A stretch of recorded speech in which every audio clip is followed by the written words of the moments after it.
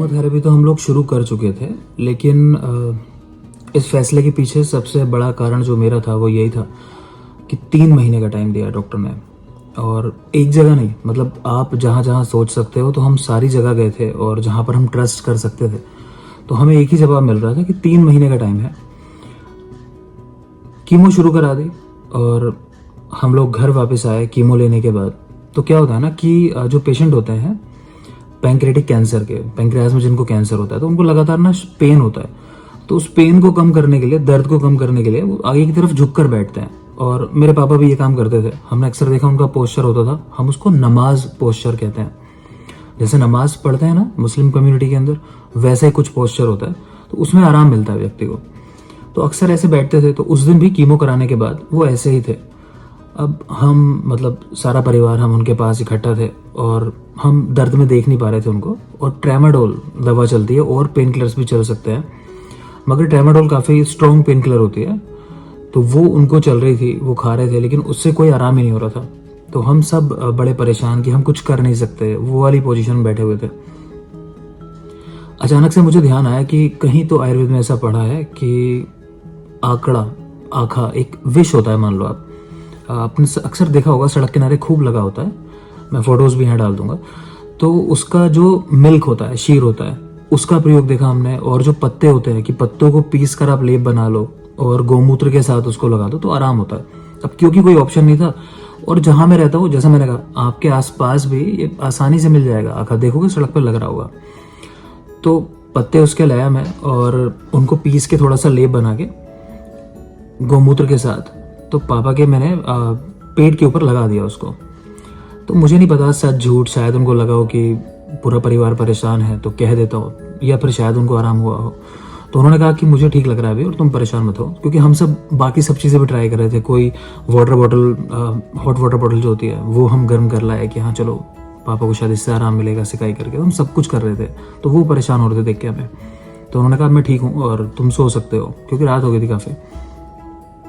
ये बात आई गई हो गई।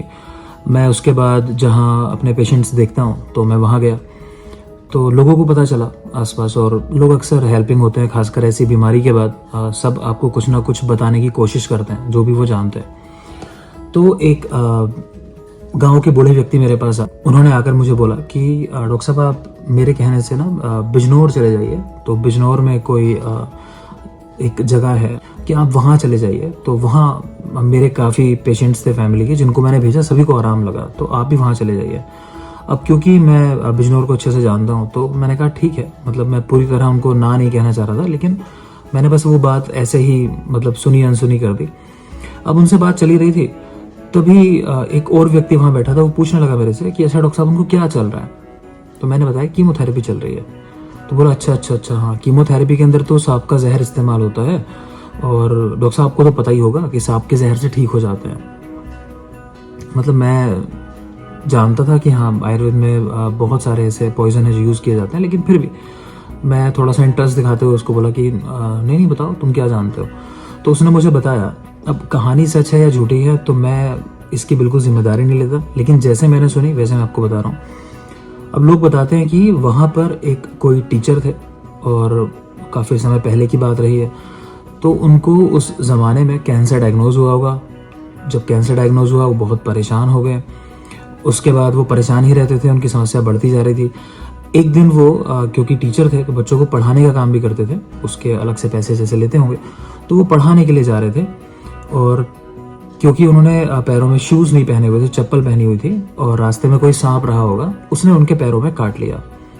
वो उसका इलाज कराने के लिए अस्पताल गए, और वो मतलब अस्पताल में इलाज हुआ उनका जो भी हुआ, लेकिन उसके बाद उनका कैंसर भी ठीक हो गया।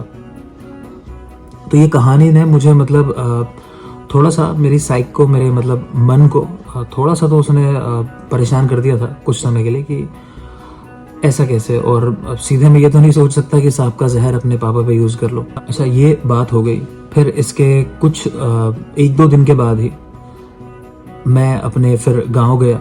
जब मैं गाँव गया तो मेरे परिवार में ही एक व्यक्ति हैं, तो वो शराब के नशे में थे उस दिन।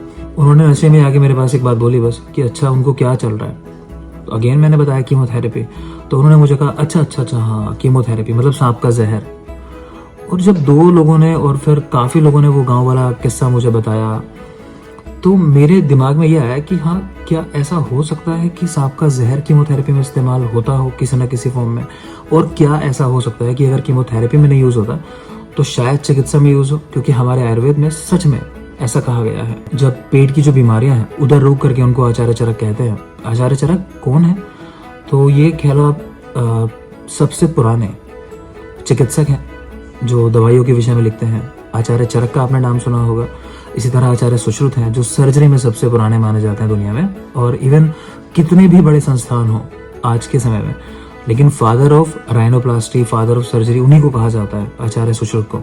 तो मतलब कहीं ना कहीं ये वैलिडेशन था कि, तो मुझे ध्यान आया कि जब हमारे यहाँ लिखा हुआ है, जब आप देखो कि रोगियों को किसी भी तरह लाभ नहीं हो रहा और उनको ये उदर रोग हुआ है, तो आपको क्या करना चाहिए? आप विष का इस्तेमाल करा सकते हो। अब वहाँ कैसे बताया है कि एक सेब को आप काले सांप से कटवा लो और वो अपना जहर उस सेब के अंदर छोड़ देगा।